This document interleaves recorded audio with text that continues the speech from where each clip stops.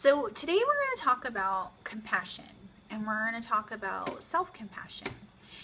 As women, we have the tendency to have a great amount of empathy. We can show a whole lot of empathy and kindness to others, but we tend to struggle with showing that same level of compassion and kindness to ourselves. So when a friend falls or makes a mistake, instead of being critical, we have the tendency to wrap around them and to show them empathy and kindness.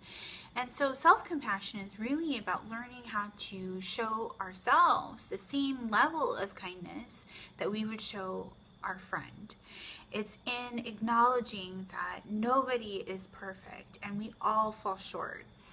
And it's about seeing mistakes not as a failure, but as a learning lesson.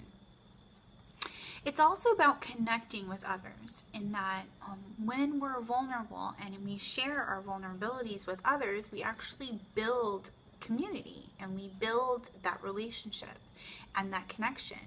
And we learned that there is power in vulnerability. And the fear is that if we're vulnerable, if we admit that we're not perfect or we admit our mistakes, that it'll actually disconnect us with people. But actually, when we're vulnerable, it creates connection. But we want to make sure that when we're sharing our vulnerabilities and when we're sharing those raw pieces of ourselves, we're sharing it with people who have demonstrated that we can trust them. And trust is not a word. Trust is not something that is said. Trust is shown over time through behavior. And so you want to make sure that when you're entrusting those raw pieces of yourself, that you're entrusting it to people that have shown you over time and time again, that you can trust them. Self-compassion is also about practicing the balance in mindfulness. It's about being aware of those critical thoughts, and it's also about letting go of judgment. So it's a balance between being self-aware but also not getting attached to any kind of judgment. So how do we practice self-compassion? So there's a lot of different techniques that you can do, and something that I like to do that's helpful to keep it in one place, especially when we're feeling especially vulnerable or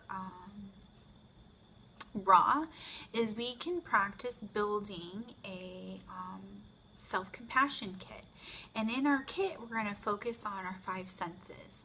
Our sight, so what are some things that you like to look at? Is it pictures of nature? Is it pictures of your family? Is it maybe a picture of, a house on the beach? You're also going to focus on taste. So what are some of your comfort foods? What are some things that might be soothing to you, like a cup of tea? You also want to focus on hearing. So songs are a really good self-compassion item. The next thing is touch. So what are some soothing items that you like to touch? I have a really soft blanket that I like. And then also smell. So lotions can be really helpful. Bubble bath can be really helpful. And lotions and bubble baths can be something that you can use for both your touch and your smell.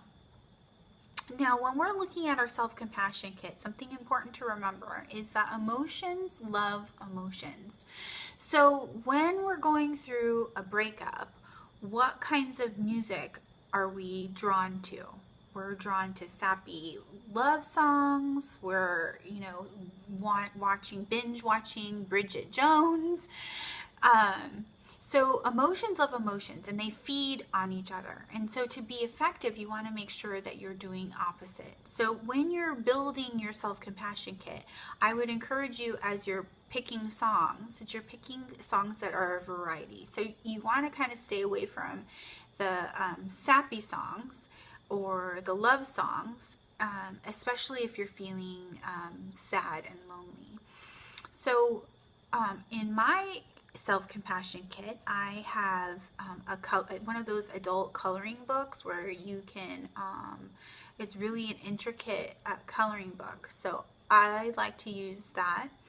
I also have on my phone a lot of different songs. So I tend to like a lot of poppy and hip hoppy songs. And I also have lotions and a blanket. And I have little pieces of those Dove chocolate bars. And so they're little tiny chocolates with inspirational sayings. So that's in my self-compassion kit. So I encourage you today to practice self-compassion and to build a self-compassion kit. So in the comments below, write down what you would put or what you have put in your self-compassion kit. And I will talk to you again tomorrow.